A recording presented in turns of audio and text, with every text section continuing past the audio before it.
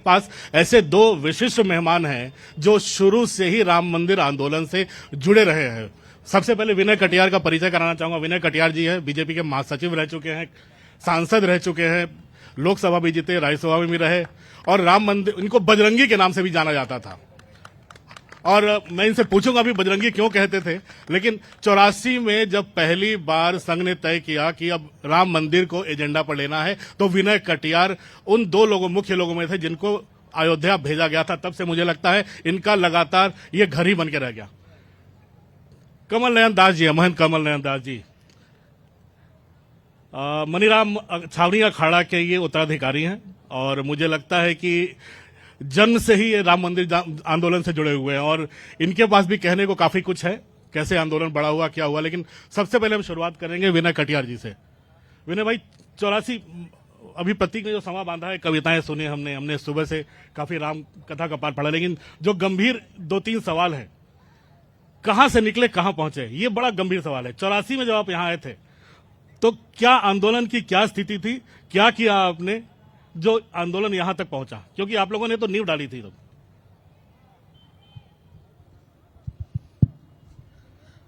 नहीं, 84 में सब पूरे उत्तर प्रदेश के लोग अयोध्या आए थे और एक का सभा हुई थी कि आंदोलन शुरू करना है, अच्छा करना है।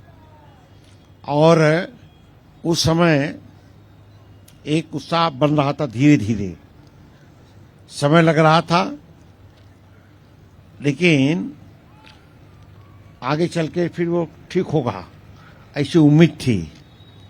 ये पूरा काम हुआ, आगे धीरे धीरे बढ़ते गए, होता गया। तब रहने की जगह नहीं थी, खाने का ठिकाना नहीं था, फंड्स नहीं थे, तो विनय जी रहते क्या थे, आंदोलन क्या करते थे, जुटाते कहां से थे, किससे मिलते थे, क्या करते थे, क्योंकि पूरा का पूरा जमाना तो एंटी। हाँ, ये बात सही है, पूरी अयोध्या एंटी दिख रही थी, लेकिन उसी से एक वातावरण बन गया, हम लोगों ने बनाया। कानपुर से बहुत सारे लोग आए, हमारे सब बड़े मित्र सहयोगी थे। अयोध्या में वातावरण बनाया, पूज्य संतों के यहाँ गए, नौजवान जो संत थे सब खड़े हुए, वो जब हमारे साथ जुट गए और उन्हीं की अगुवाई हमने की और हमको लगा कि धीरे धीरे और उत्साह बढ़ेगा और वो धीरे धीरे होता गया। 7 अक्टूबर 1984 को जो घटना घटित हो गई, उसने बड़ा भारी उत्साह दिया, लेकिन 2 सगे भाई वो चले गए। हनुमान चौराहे पर 2 भाई मारे गए पुलिस के द्वारा। बड़ा भावुक क्षण था, क्रोध का क्षण था, समर्पण का भी क्षण था, लेकिन लोग डिगे नहीं, कोई घर गया नहीं, जो जाने वाला था वो भी घर गया नहीं, सारे लोग यहाँ डटे रह गए। और उसमें पूज्य महाराज नृत्य गोपाल दास जी का, परमहंस रामचंद्र दास जी का ये बड़ा भारी योगदान था। अयोध्या के संतों का बड़ा भारी योगदान हुआ और धीरे धीरे ऐसा लगा पूरी अयोध्या आंदोलित हो रही है। और अयोध्या ही आंदोलित नहीं हो रही है, आधा प्रदेश आंदोलित हो रहा है। और वो हुआ, धीरे धीरे लोग अयोध्या आते गए, लोग जुटते गए, मजमा बढ़ा और राम का एक सैलाब, राम नाम का सैलाब ये आगे बढ़ता गया और वो आज भी स्थापित है, अभी भी है, तो आगे भी बढ़ेगा। मान जी आपसे एक सवाल। विनय भाई ने तो 84 से जो आपने शुरुआत की मंदिर बनाने की, उसकी तो कहानी सुना दी। मंदिर बनाने के लिए जो तमाम देश भर से संतों को जुटना था, जिस तरह से विश्व हिंदू परिषद ने काम किया, जिस तरह से साधु संतों को एकजुट किया गया, कितना मुश्किल काम था पूरे देश के साधु संतों को एकजुट कर इस एक ही मुहिम में लगाना। पूरे देश ही नहीं, पूरे विश्व के साधु संत ही नहीं, सारे राम भक्त राम जी के नाम पर, राम जी की जन्मभूमि के नाम पर सब संगठित हुए। सारा देश आंदोलित हो गया और इतना आंदोलित हुआ, इतना प्रवाह उमड़ा उनका, इतना प्रवाह उमड़ा कि चारों तरफ से राम भक्त अयोध्या आए और उनके प्रवाह को कोई रोक नहीं पाया। जो विवादित ढांचा था राम जन्मभूमि, राम भक्तों ने ध्वस्त कर दिया, कोई रोक नहीं पाया और ये आंदोलन बराबर बढ़ता ही जा रहा है और उत्साह बढ़ता ही जा रहा है, निश्चित है। इसके साथ साथ हमारे लिए राष्ट्र का प्रश्न है, राष्ट्र भी सर्वोपरि है। महापुरुषों का त्याग था, तपस्या था, राम भक्तों का बलिदान था, कितना बड़ा संघर्ष हुआ। अयोध्या वासी ही नहीं, पूरे विश्व ने इसको देखा है। सबकी इच्छा पूर्ण हुई, विजय प्राप्त हुआ। राम जन्मभूमि पर भव्य दिव्य मंदिर बनकर के तैयार हो रहा है और सब जानते हैं आगे आने वाली जनवरी में भगवान श्री राम अपने परिकरों के साथ में गर्भगृह में विराजमान हो जाएंगे। लेकिन महंत जी, जी ये सपना तो आप लोगों का काफी बड़ा पूरा हो गया, एक बहुत बड़ा सपना था। लेकिन जब राजीव गांधी ने दरवाजे खुलवाए थे, ताले खुलवाए थे, तो साधु संतों ने उनका समर्थन क्यों नहीं किया? बिल्कुल गलत बात है। राजीव गांधी ने कुछ नहीं किया। राष्ट्र के साथ में इन लोगों ने बहुत बड़ा अन्याय किया है, अत्याचार किया है। बिल्कुल गलत बात है। हमारे सब कुछ राम भक्तों ने किया है, विवश कर दिया, विवश होना पड़ा इनको। राजीव गांधी और किसी ने कुछ नहीं किया है।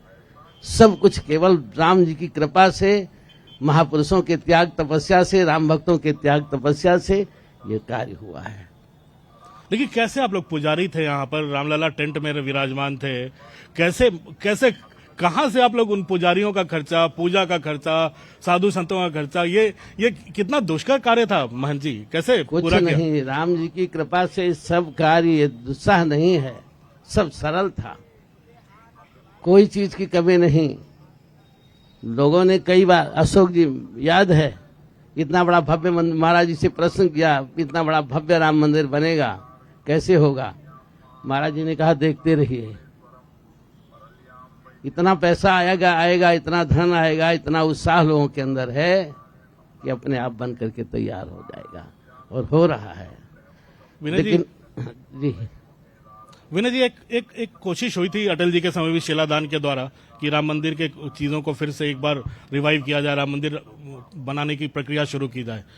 वो मामला बहुत आगे नहीं बढ़ पाया था, लेकिन एक कोशिश उस समय हुई थी कि आप तो उस समय बीजेपी में थे, आप उच्च पदों पर थे। उसमें कोई कोशिश नहीं हुई, बेकार की बात है, क्योंकि एक स्थान नहीं मुक्त करा सकते हैं तो 3 स्थानों की मुक्ति की बात जो करे, और वो भी राजनीतिक आदमी, हम भी राजनीति में चले गए, वो अलग बात है। लेकिन राम मंदिर से और मंदिरों से आस्था हमारी नहीं गई।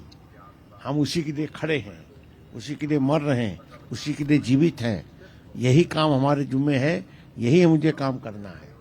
देखिए, यहाँ पर आतंकी हमला भी झेला आप लोगों ने, पूरा आतंकी हमला झेला, लेकिन वो सफल नहीं हो सके।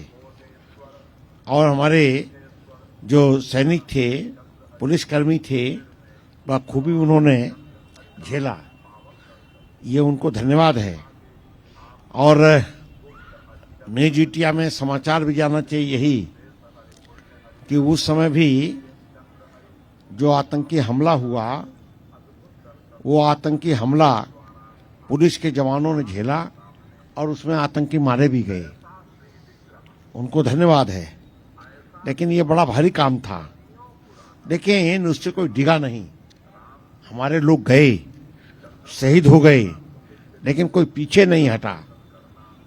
जिनके परिवारों के लोग शहीद हुए, उनके परिवारों की माताएं बहनें आगे आ गईं।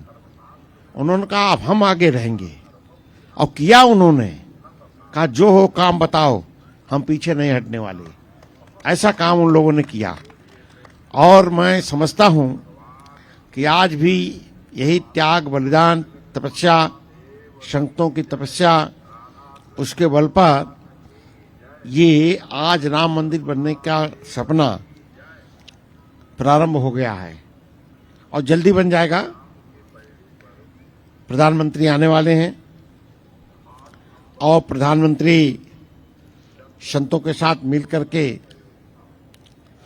पहला बुर्ज जो है या मंजिल जो है वो मंदिर के रूप में स्थापित हो जाए, ऐसा प्रयास है। प्रधानमंत्री व्यक्तिगत रूप से भी काफी रुचि लेते हैं, ले रहे हैं राम मंदिर को लेकर जब से प्रधानमंत्री बने हैं। और क्या ये भी काफी इस प्रक्रिया को आगे बढ़ाने में उसका भी काफी बड़ा योगदान है प्रधानमंत्री मोदी का? नहीं, प्रक्रिया को बढ़ाने में योगदान एक जितना कार्यकर्ता का है उतना प्रधानमंत्री का है। और कार्यकर्ता भाव के साथ वो आए, भाव के साथ उन्होंने आगे बात कही, और वो आगे भी काम करेंगे। जब आएंगे तो गर्भगृह पर भगवान राम विराजमान हो जाएंगे। और पूरा मंदिर बनने में अभी समय लगेगा। तीनों मंजिल खड़ा करने के लिए काफी इंतजार करना पड़ेगा लोगों को। और मैं समझता हूं कि एक बार तलघर ठीक बन जाए, नींव बढ़िया बन जाए, तो बनने में देर नहीं लगेगी, और वो होने वाला है।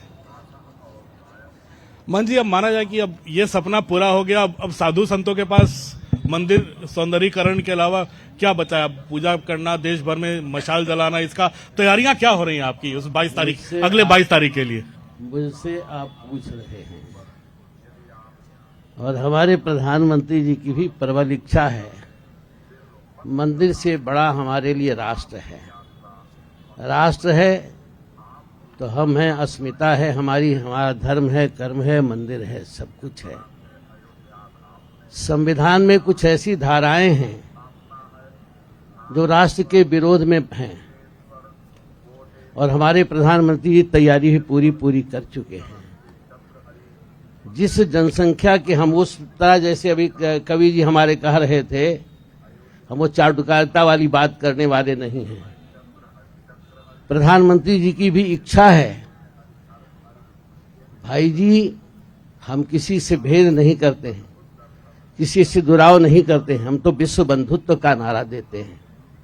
एक तरफ संविधान है और एक तरफ शरीयत है। अगर यह रहा तो क्या आप राष्ट्र की रक्षा कर पाएंगे? जिस समय देश स्वतंत्र हुआ, तत्कालीन प्रधानमंत्री ने पूर्वांचल के गरीबों के लिए, आदिवासियों के लिए, जनजातियों के लिए, असहायों के लिए, सब पढ़े लिखे लोग बैठे हैं, बतावें कोई शिक्षण संस्थान की व्यवस्था नहीं की। ये सारी व्यवस्था ईसाई मिशनरियों को सौंप दिया है। आप कहेंगे वो ईसाई मिशनरियां पेट्रोल डॉलर के बल पर, विदेशी पैसों के धल के बल पर, बिल्कुल गलत बात है। पेट्रोल डॉलर नहीं, विदेशी पैसा नहीं, तुम्हारे मठ मंदिरों के पैसे के बल पर कोई जानना चाहे तो मैं चल करके दिखा सकता हूँ। ये इस समय मन जी, मेरा सवाल ये था ना कि 22 तारीख को जब रामलला विराजमान होंगे, उसके लिए आप साधु संतों की क्या तैयारियां हैं पूरे देश में? सब पूरे चारों तरफ पूरे विश्व से हमारे साधु संत ही नहीं, राम भक्त आ रहे हैं। सबके अंदर बहुत बड़ा उत्साह है, और सबको आदेश निर्देश दिया जा रहा है कि अयोध्या बहुत छोटी है, सभी भक्त अयोध्या ना आवे, अपने अपने स्थानों पर, अपने अपने घरों में, अपने अपने मठ मंदिरों में ही खूब उत्सव मनावे, धूमधाम से दीपावली मनावे, मिठाइयाँ बांटें। और यहाँ भी हम लोग खूब तैयारी कर चुके हैं। जितने भी भक्त आएंगे उनके रहने की, उनके खाने पीने की सारी तैयारी हो चुकी है। किसी प्रकार से कोई कमी नहीं है, सब तैयारी है, सभी आनंदित हैं, सब प्रसन्नचित हैं, और ये कार्य होगा। विनय जी, अब आखिरी सवाल, समय वक्त अब हो चला है गप्पे मारने का, तो एक आखिरी सवाल ये पूछूंगा। आप उस लीग में आते हो जब हम लोगों ने देखा था डॉक्टर मुरली मनोहर जोशी, लाल कृष्ण आडवाणी, उमा भारती, विनय कटियार नेता आते थे और लगता था ऐसे भाषण देंगे कि एकदम आम जनता का खून उबलने लगेगा, हमारे जितने राम भक्त हैं उनका खून उबलने लगेगा। अब वैसे भाषणों की अब तो जरूरत नहीं है, अब विनय कटियार भी बहुत शांत हो गए। नहीं, मैं शांत कभी नहीं रहता हूं। शांत रहना स्वभाव नहीं है और ये काम आगे करते रहना चाहिए। महाराज नंद गोपाल दास जी ने इसको लिए हमको आशीर्वाद दिया है। पूज्य परमहंस जी तो अब हमारे बीच में है नहीं, स्वर्गवासी हो गए हैं। वो हमेशा आशीर्वाद दिया करते थे। अयोध्या में ऐसे कई स्थान हैं जो पूरा साधु संत साथ रहता था, हमेशा रहता था। पूजा करने के बाद वो हमेशा साथ में रहते थे। तो ऐसी स्थिति में मैं समझता हूँ कि अयोध्यापुरी के जितने संत हैं वो हर स्थिति में हमारे साथ हैं, वो खड़े हैं हमारे साथ और वो काम ठीक होगा। समय कम है, नहीं तो हम और बस बताते हैं आपको डिटेल, क्योंकि जो संयोजिका हैं वो आ गई हैं स्टेज पर, तो अभी कुछ बताएंगी किसी को और लाने के लिए या कार्यक्रम समाप्त करने के लिए जो भी होगा वो करेंगी। लेकिन डरने की जरूरत नहीं है। बड़ा भव्य मंदिर बन रहा है राम जन्मभूमि का। समय लगेगा, पत्थर का बन रहा है, पत्थर का मंदिर बनेगा और उसमें भगवान राम, पूरा परिवार, दरबार, राम दरबार, ये सब बैठाया जाएगा। ये सब काम हो रहा है, धीरे धीरे हो रहा है, क्योंकि सब नक्काशी का काम है, तराशने का काम है, उसमें समय लगेगा।